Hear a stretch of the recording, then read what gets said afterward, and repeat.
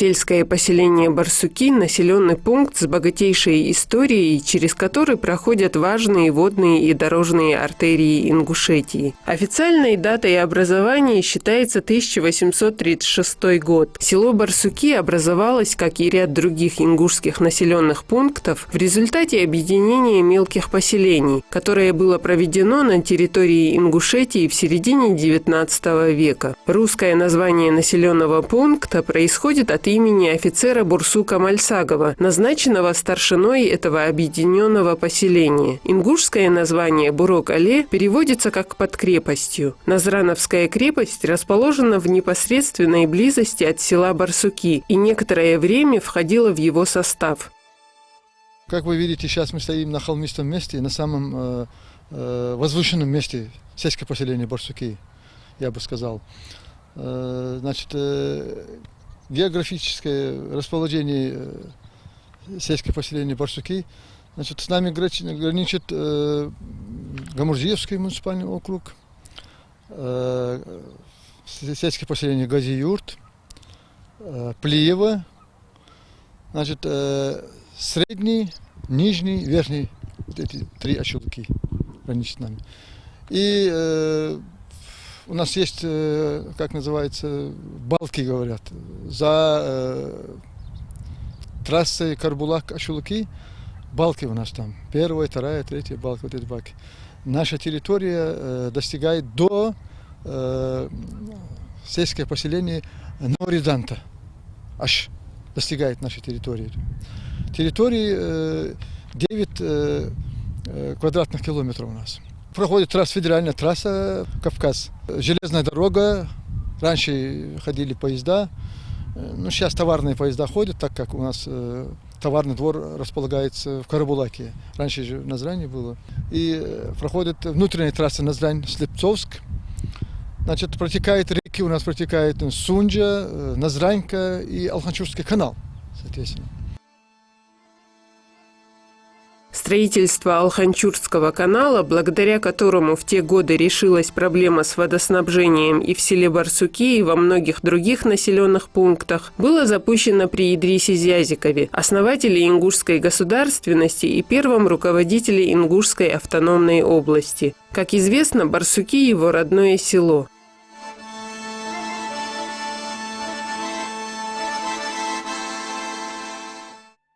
То, что по этой территории протекают реки, в свое время способствовало строительству множества водяных мельниц. До наших дней сохранилась только мельница Майсиговых на реке Назранка. Сегодня это одна из главных достопримечательностей села. Она построена в 1878 году Ахмедом Майсиговым, который служил в личном конвое государя. После рождения старшей дочери Ахмед решил вернуться на родину, но связь с императорским двором не прервалась.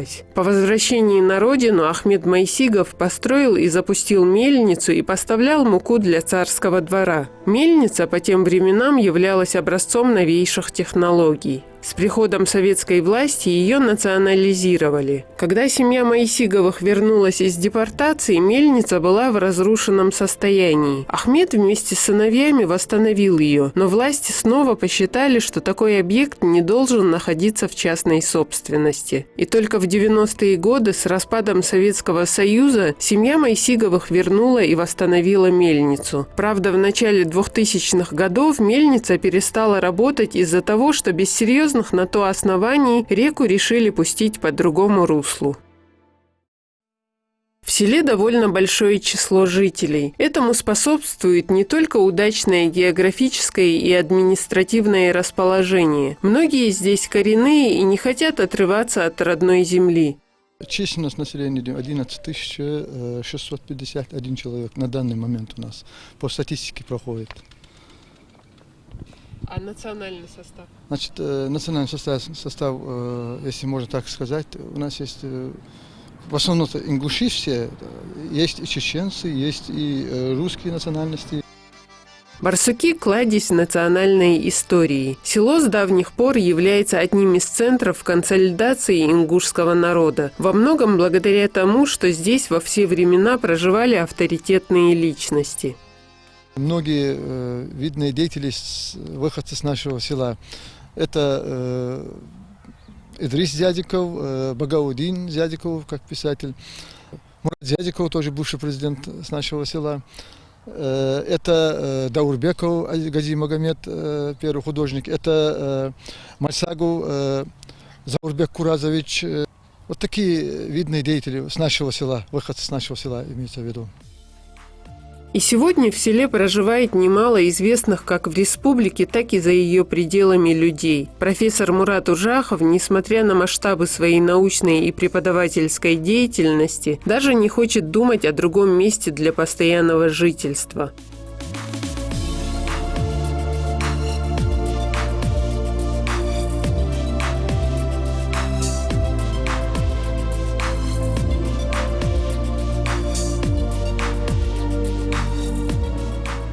Я коренной житель Барсуки, родился, как и все мои ровесники, в Казахстане, все мы родились там. С 1957 года я уже живу в Барсуках. Там же учился в школе, закончил в 1969 году, поступил в институт, после этого в аспирантуру и так далее. Долго учился за пределами, в Санкт-Петербурге, тогда это был Ленинград. В общем, говоря о себе, могу сказать, что я коренной житель села Барсуки. Ну и достаточно неплохо знаю наше село, жителей нашего села. Ну, наверное, для любого ингуша его родное село самое лучшее, наверное. Но для меня это село самое лучшее. Самое красивое, самое удобное это село для меня было и остается. А у нас и кладбище родовое наше в этом селе. Это Ужаховское кладбище на Шемель-горе. Ну и достаточно большая фамилия у нас в селе, мы проживаем, Ужаховы. Мурат Ужахов многое может рассказать об истории родного села. Он застал тех людей, на глазах у которых происходили важнейшие исторические события. И, конечно, немало видел сам. Раньше крепость Назрань называется. Эта крепость входила в состав селения Барсуки. Первая школа двухлетняя была организована именно вот здесь, в крепости. Это, конечно, значительно отличает нас от других сел. После этого самое первое специальное среднее учебное заведение было Назрановский сельскохозяйственный техникум в 1928 году. Это была инициатива выдающегося нашего жителя Зязикова Идриса Бейсултановича. Он был организатором, под его, скажем, руководством было становление этого техникума. И здание первое было построено в форме буквы «З». Это дало серьезный толчок формированию интеллигенции Ингушетии. На сегодняшний день очень много наших руководителей в правительстве, в парламенте, те, которые закончили вот это учебное заведение. Сегодня на территории этой техникумы расположен университет ингушский, 3 факультета. Конечно, это тоже играет важную роль для подготовки и специалистов, и интеллигенции. Один из самых уважаемых в селе жителей – председатель Совета старейшин Хасан Местоев. У него особое отношение к этим местам. Хасан уже терял родину и хорошо помнит горечь этой утраты, потому что на момент депортации ингушского народа в 1944 году был в довольно сознательном возрасте. Я родился здесь. К сожалению, я не вырос здесь. Я вырос в Казахстане. Это к сожалению. Но тем не менее, ни одного дня не было, чтобы мы не вспоминали и у Аллаха не просили возвращения нас сюда. Когда выселяли меня, кто я был? Ну, мне было 6 лет, 7-й год мне был, когда выселяли. Аллах не дал нам возможность потеряться. Наши вот предки наши, старики наши, они сумели нас, молодых, там содержать, сумели они. Они нас воспитывали, нас учили, причем не имея никаких условий для учебы. Тем не менее, мы заставляли наши старики, у меня-то отца не было, у меня дядя был хороший, наши тогда там не было свой-чужой. Мы были все свои. Вот так мы выросли. Возглавляемый Хасаном Мистоевым совет старейшин существует около 7 лет. Каких бы то ни было сложных проблем этому органу решать не приходится. В значительной степени благодаря тому, что в селе сохраняется традиционный уклад. Большинство населения – коренные жители. Люди здесь хорошо знают и, следовательно, понимают друг друга. Таких тяжелых вопросов у нас нет. Потому что люди это понимают. Конечно, есть у нас и малоимущие есть, и тяжелыми есть. Но ими стараются чем-то помочь, стараются. Мероприятия, когда проводятся, там их как-то, чем-то дают, там продукты какие-нибудь, что-то, это делают. Отдельного внимания заслуживает история села Барсуки с точки зрения религии. Местные религиозные деятели пользовались авторитетом не только в Ингушетии, но и на всем Северном Кавказе.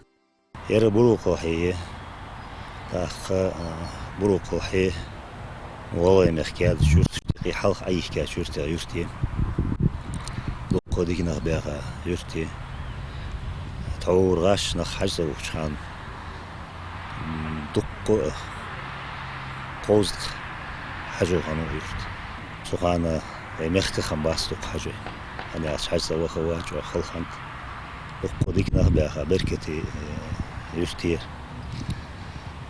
ويرت داخل دولة تيباش كرينو تيباش تا قويت تيب داخل ساردي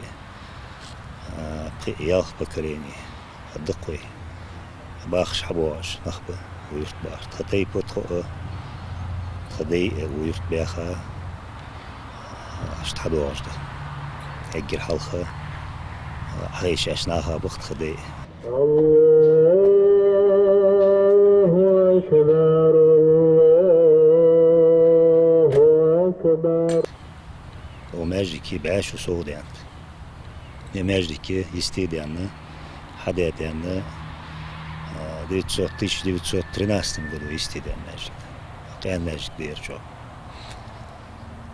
Эггер халқы шар'ан судды подмуховенс.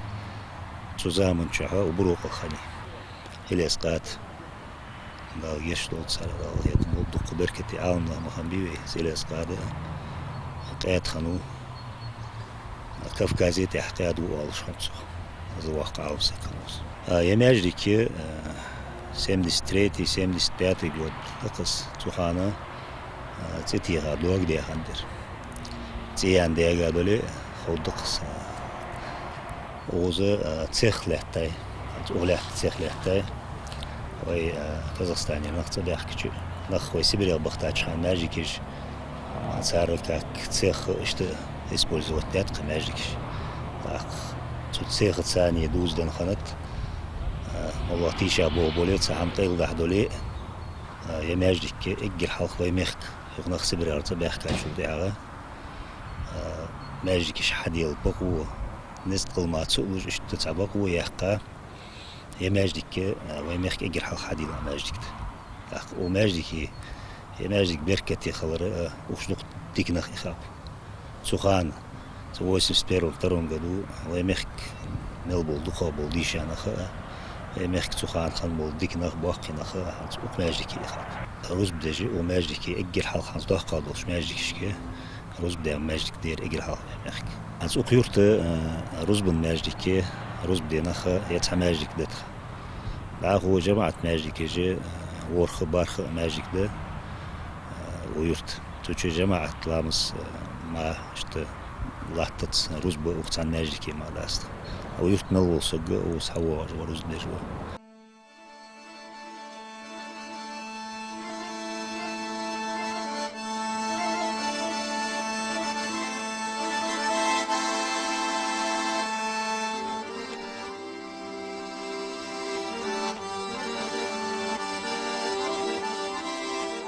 هر ماجدكيش ديش اسقول عجوة لامس ديت حجري نجي قرآن ديش جي جرجوا قرآن صحيح جي موتكيجي والله ماجدكي عن جماعة ماجدكي دا وقتي قرآن حيخ موتكي يلقى خيط ساعات وقوا يريو حجري Оза таста ахкин замуча дешер цабасычы дуккы.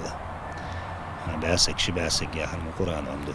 Так со гыргай ул шметте да ухнах. Уйртты жамаат мәжикшке хөҗененеше. İşte kegina meyahya agir jo ve tahana o mehke her yurtışke ve yeşil ham busul maqsaş xalar busul meh bart xalar çağı xalar. Ol sahamında qahig desk masnara. Lel qahiyat masas o yurtta diş yaşna haqiqi diş baş bol mutalmış yaqi buzum bu. Her tabelgilyak xan çavaş qetiş. Yurtlattırdı molla hamdağı bulucu сахаманте барт болужба. С общим образованием в селе проблем нет, и дошкольная и школьная ступени организованы на должном уровне. В сельских поселениях Барсуки функционирует 2 детских садика. Значит, один детский садик, первый детский садик, вот этот, построен недавно, построили новый садик. Второй детский сад построили в 2006 году. Данный детский садик нуждается в ремонте, капремонте. Вот эти учреждения, детские сады Магомед Башира, их достаточно для сельского поселения, местами обеспечены? В данное время достаточно, я думаю, да. У нас свободные места еще есть в садиках. То есть на перспективу еще есть запас, да? Да, да.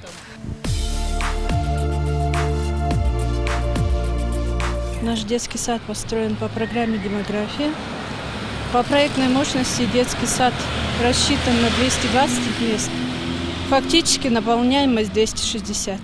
В детском саду введена новая федеральная образовательная программа. Имеются дополнительные кружки, шахматы, хореография, арабский язык, ингушский язык. Дети получают, я думаю, что достойное дошкольное образование. Мы, по крайней мере, стремимся к этому, чтобы дать детям разностороннее дошкольное образование, как первую ступень образования.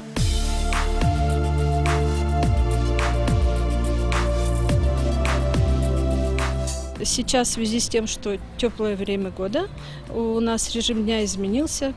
Первую половину дня занятия проводим на улице, потому что погода соответствует. И по требованию Санпин мы должны 4 часа детей проводить. Дети должны проводить 4 часа на улице, и поэтому проводим.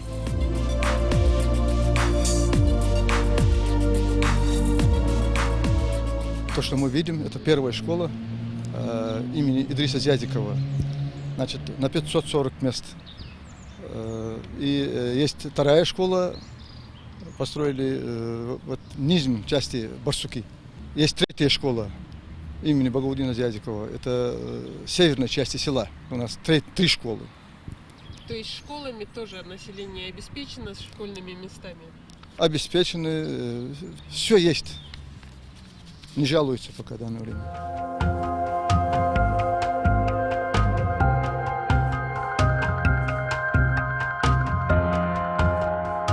Мы гордимся, что именно наша школа носит имя легендарного, общественного, видного деятеля нашей республики Идриса Бейсултановича Зядикова. Функционирует новое здание с 2016 года. А так в нашем селе, к счастью для наших односельчан, средняя школа функционирует с 1964 года. Она была в то время одной из самых красивейших школ. И сегодня новое здание школы под стать тому старому. Проектная мощность школы составляет 540, но в школе больше учащихся, потому что многие родители изъявили желание именно учиться в этой школе. Педагогический состав – это выпускники данной школы, в основном даже в большинстве, да. Я сама являюсь выпускницей этой школы. В минувшем учебном году, в ЕГЭ 2023, наша школа дала 300 банников. Это хороший, даже, я бы сказала, блестящий результат. В школе функционирует дополнительное образование, успех каждого ребенка, точка роста, кружковые занятия. Также учителя проводят дополнительные занятия по всем предметам. В этом учебном году в школе открылся ресурсный центр дополнительной подготовки. К нам приезжают дети со всех школ Назранского района. 2 раза в неделю мы проводим обучение. В предыдущем уроке окружающего мира какая тема у нас была? Кто-нибудь скажет? Пожалуйста. Что такое деньги? Что такое деньги? Вот на уроке рисования мы эту тему с вами продолжим. Пожалуйста, на своих листочках нарисуйте мне. Рашид, расскажи, вот сейчас урок рисования у вас, что вы рисуете? Мы рисуем деньги. У нас тема деньги. Про деньги. А что ты выбрал в качестве купюры? Я выбрал 10 копеек и 100 долларов. А почему так вот? Тебе этим... Мне больше они нравятся. А вообще любимый предмет у тебя какой? Математика и чтение. По части занятости населения картина в сельском поселении Барсуки такая же, как и в других населенных пунктах республики. Люди заняты, те, которые работают в государственных учреждениях, это школы, садики, дом культуры. Вот в основном сельское хозяйство у нас заняты люди. Ну, кто-то из-за пределы же выезжает на работу. Да, обязательно, ну как во всех населенных пунктах.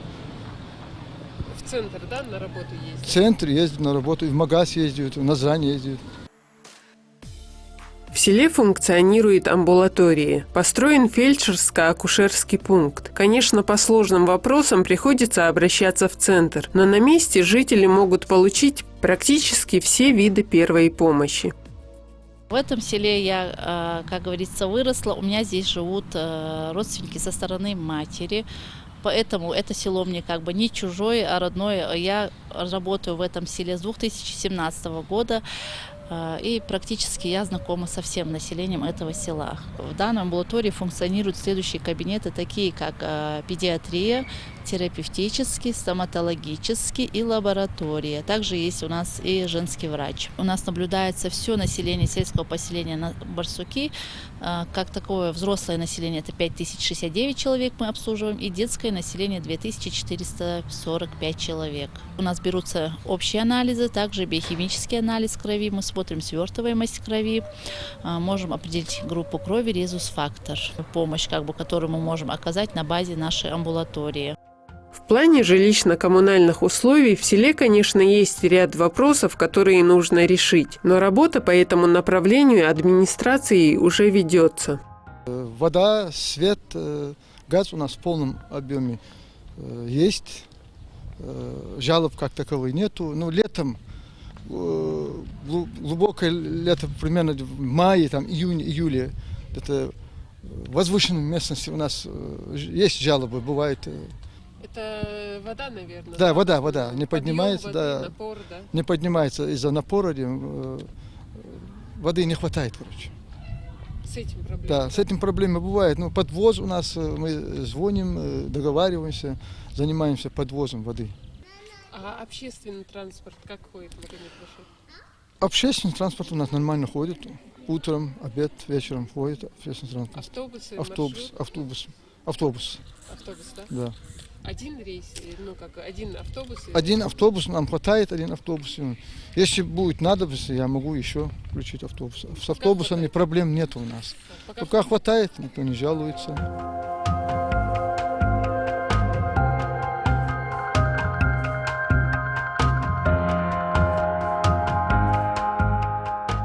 Это улица Картоева. Значит, по этой улице у нас находится 3-я школа.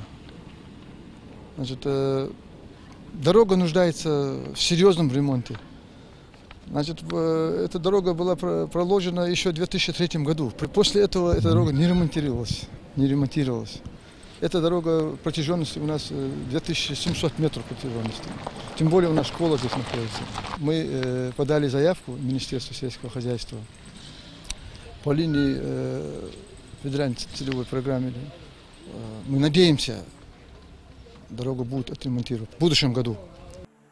На довольно хорошем для сельской местности уровне организована торговля. Если за какими-то крупными покупками жителям и приходится выезжать в центр, продукты и товары первой необходимости представлены в местных торговых точках в полном ассортименте. Как вы видите, с магазином у нас проблем нету.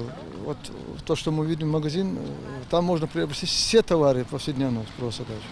Все товары, буквально, не выезжая из населенного пункта.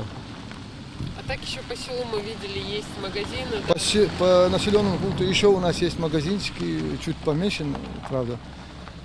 Все товары у нас есть центральный, по центральной улице, по Идриса Зядикова, есть еще магазины с давних времен, еще с СССР. Есть у нас магазины, действующие магазины. Не выезжая никуда, опять я повторяюсь, можно любой товар у нас купить. Специализированное здание местного дома культуры включает все необходимое для полноценной работы. Функционируют кружки, есть библиотека. На базе дома культуры проводят не только культурно-досуговые мероприятия, но и общественные собрания, сходы граждан. Мы видим дом культуры сельского поселения Барсуки. Значит, данный объект построен в 2018 году. Введен, эксплуатация имеется в виду. Министерство сельского хозяйства, значит, по целевой федеральной программе комплексное развитие сельских территорий. Вот это место, это получается окраина села, да? Это окраина села, да. У нас, значит, граница Гамурзиевский муниципальный округ, автономный муниципальный округ. Ну, мы видим, здесь удобный очень подъезд и да. Есть место для парковки. Да, как вы видите, подъезд здесь асфальтировано, все прекрасно сделано. Физкультурно-оздоровительный комплекс села сейчас в процессе строительства. Размеры и характер строящегося здания позволяют предполагать, что здесь будут созданы все условия для развития спорта. В данное время строится у нас ФОК. Уже начали в прошлом году. Значит, завершение в этом году, уже в 2024 году должен завершить. В полном объеме. Работа идет в полном объеме. Уровень готовности данного объекта на сегодняшний день составляет 40%. Работы ведутся по графику. И в скором времени, я так думаю, уже в 2025 году жители населенного пункта свободно могут будут посещать данный объект, заниматься и достигать высоких результатов. Как мы уже говорили, удобное расположение сельского поселения Барсуки, удивительная красота местности – все это обеспечивает комфорт для проживания. Хочется надеяться, что руководству и жителям удастся решить существующие проблемы, и условия для жизни здесь станут еще лучше, потому что эти места многое значат для нашего народа. Проблема у нас, как я раньше сказал, с водоснабжением у нас проблемы на возвышенном месте, именно на этом месте. Вот эти проблемы у нас в перспективе надо решить будет. Значит, проблемы с водоснабжением, прокладка водопровода вот по центральной улице, улица Идриса Зядикова. И, как я говорил, по улице Картоева у нас очень проблемная эта улица. Надо будет асфальтировать эту дорогу. И сделано очень много, конечно. Ну, как мы видим, село развивается, будем и в дальнейшем над этим планом работать.